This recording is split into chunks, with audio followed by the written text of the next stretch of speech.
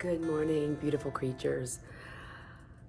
And I mean, good morning. It is around 3:30 in the morning here in North Carolina, and the wind is whipping like crazy, like this wild woman who just became unleashed. And it woke me up. John and I bought this bell from this mountain mercantile store, and we have it hanging out here, and we actually bought one when we were here over the summer that's back at home, and we call it our abundance bell.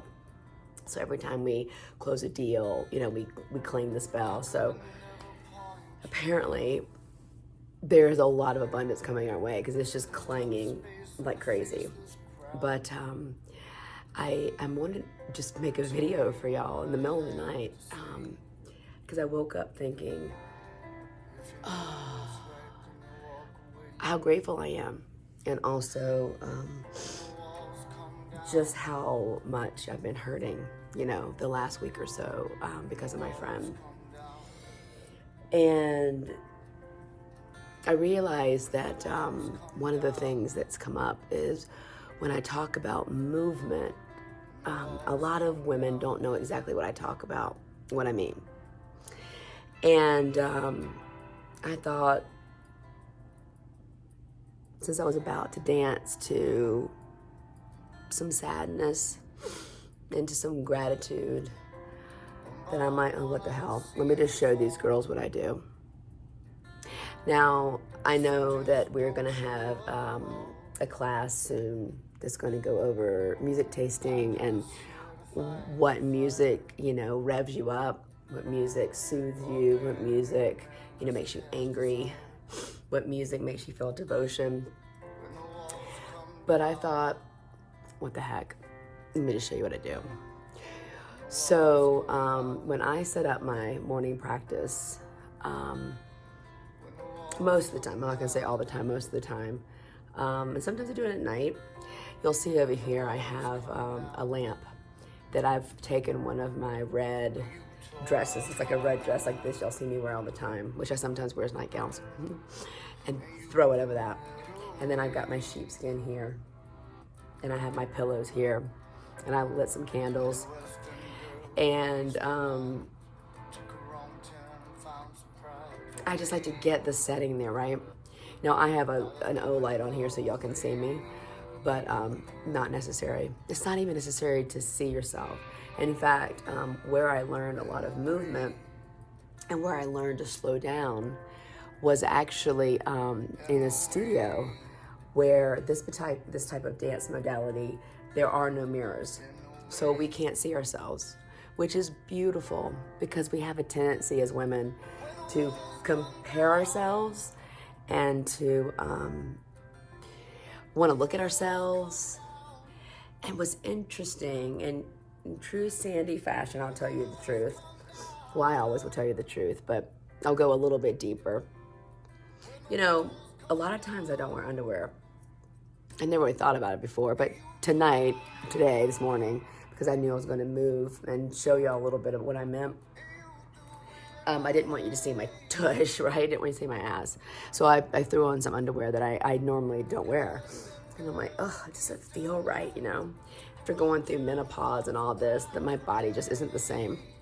And where I used to never have a stomach, I've got one now. And I'm learning to love my new, post-menopausal body.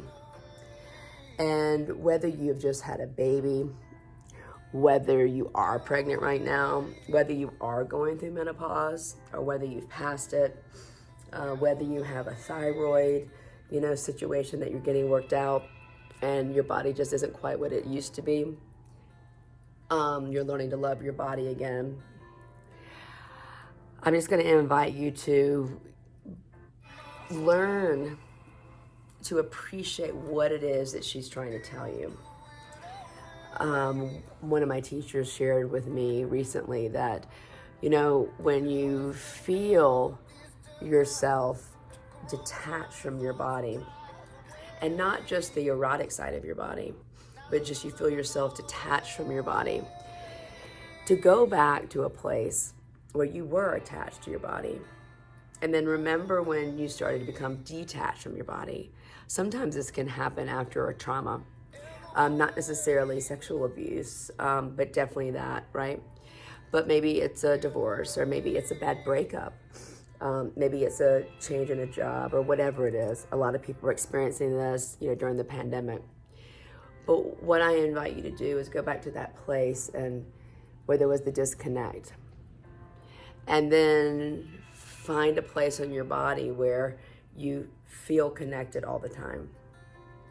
And it might be your earlobe, it might be your toe, it might be your neck. And then what I want you to do is just, go to that space where you really, really, really can just love that one place. Just love that one place. And from there, let it expand. And from there, let it grow. And from there, let it grow. And find a space that feels good. Because there's some place on your body that you love. And it's interesting, I'm saying that as I'm doing hip circles right now, which this is what this is called, hip circles, where you just literally going to move your hips as if you're scooping out the bottom of a peanut butter jar, where you're just scooping it out, right? And I can feel like my tummy hanging over my underwear, and it doesn't feel very sexy. And with that said, I'm sure if my husband came up the stairs behind me and heard the sound of my voice that is very soft right now and moving slowly, and he would see me moving, he'd also hear my vulnerability with you as I'm teaching. And he would find me the most beautiful, erotic creature ever, right? But as I'll teach y'all in the Sacred Feminine module about the bitch in our head, and you know her well, then she's telling me right now, no, you're not that pretty. You were so much prettier a year and a half ago before you went through menopause. She's there, right? Instead of making her wrong, just go, hey girl, I really, really love my neck. And I really love my clavicle. And I really love the way my neck feels when it rolls around. And the way my hair feels as it touches my neck. And so I'm just going to invite y'all to, as we're moving into this space, and I know that the dance has been difficult for some of you. And the first instinct is we want to dance and move really fast, and which is great and is needed, especially because we want to access joy too. I'm also going to ask you right now to slow down and follow your body. Allow your body to be like a tumbleweed, where when you feel it wanting to move someplace, allow it to move. Allow yourself to touch your body. Allow yourself to get acquainted with your body. Allow yourself to touch your ass, to touch your stomach, to touch your breast, to touch your face, as if you are your own lover. Because you are. We have to learn how to love ourselves and our own bodies before we can truly expect someone else to. And if we're looking for someone else to love our body so we can love our body, that's when the codependency will get locked in. So I just wanted to come to y'all this morning, just compelled from the wild feminine fury going on outside around me. And I just felt compelled, instead of waiting just till Tuesday, why don't I go ahead and show you a little what I mean. It's not that I'm years practicing dance. I'm not a professional dancer. I'm not even that great. But one of the things that my teacher did with me is said, slow down. I don't care if you're down on the mat or on your rug and you just move your hand ever so slowly. learn how to appreciate the moment and relish in it as if these are the last moments of your life. So I would love if y'all would witness me, and so you can see what I mean to dance to and move, do a moving meditation, because really from this point on, unless you're maybe at a bar or dancing or whatever, concert, this is a moving meditation. This is so you can actually get connected to your heart, body, mind, and soul. And of course, we could sit here like this and meditate. And you know that we do that too. You know that when we do a Wim Hof,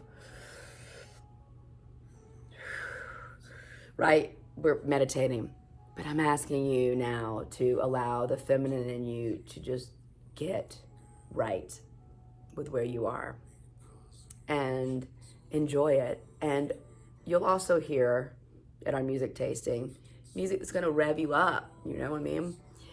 There's gonna be resistance there, but since I'm gonna move to a little bit of grief, I thought maybe I'd just share. So I hope this helped y'all a little bit. And you may not be able to hear the song I'm dancing to, and it really doesn't matter, but I just wanted to teach a little bit this morning. In restless dreams I walked hello,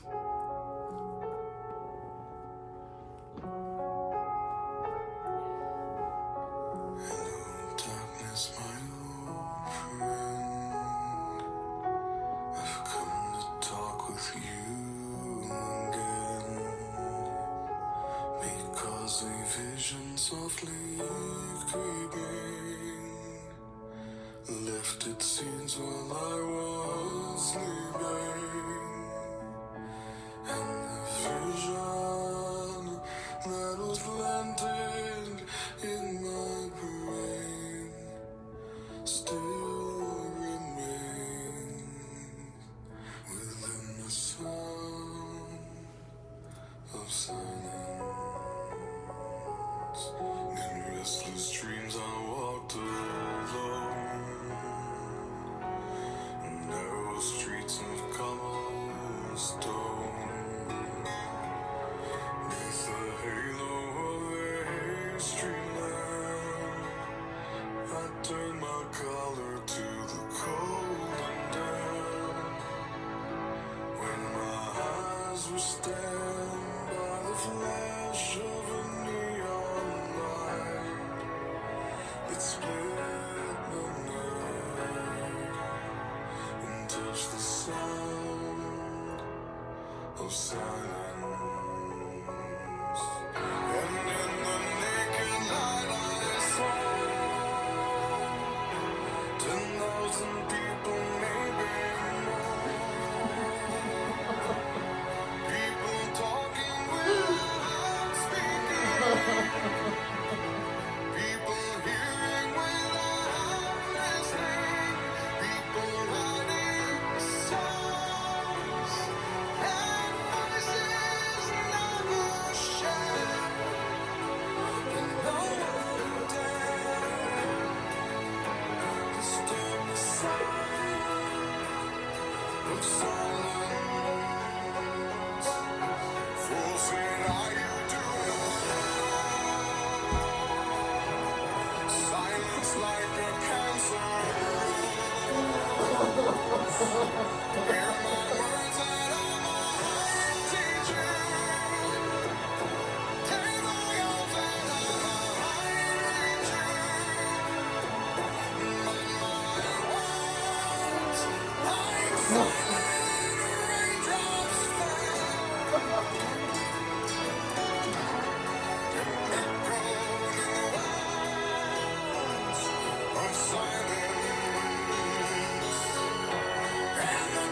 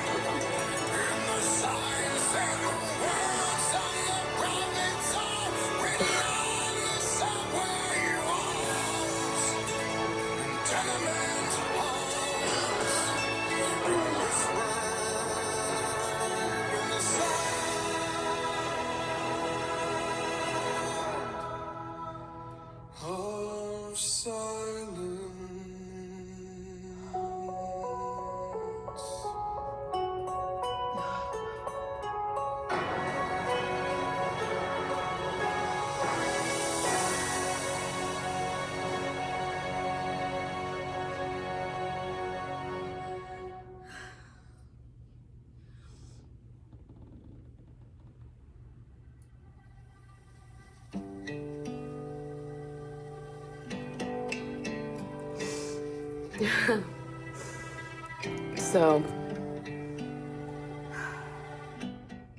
that was one song. You obviously heard me moved. And that's what I want for all of you, to really get in touch with what moves you. And you don't have to potentially lose a best friend or lose a relationship to feel. You can grieve for the world. You can grieve for the election. You can grieve for a baby that you lost. There's so much. You could dance to lust and joy, and you can dance to yearn, which I do. But I wanted to show y'all what I mean when I say take it to the mat and dance. Sometimes it's better than just talking about it. It's like stage 3 communication with yourself. Stage 3 communication with yourself. So I hope this was helpful. I hope this made sense. And any questions y'all have, just post them here. And I'd love to serve you in that space. So thank you for witnessing me. I love y'all.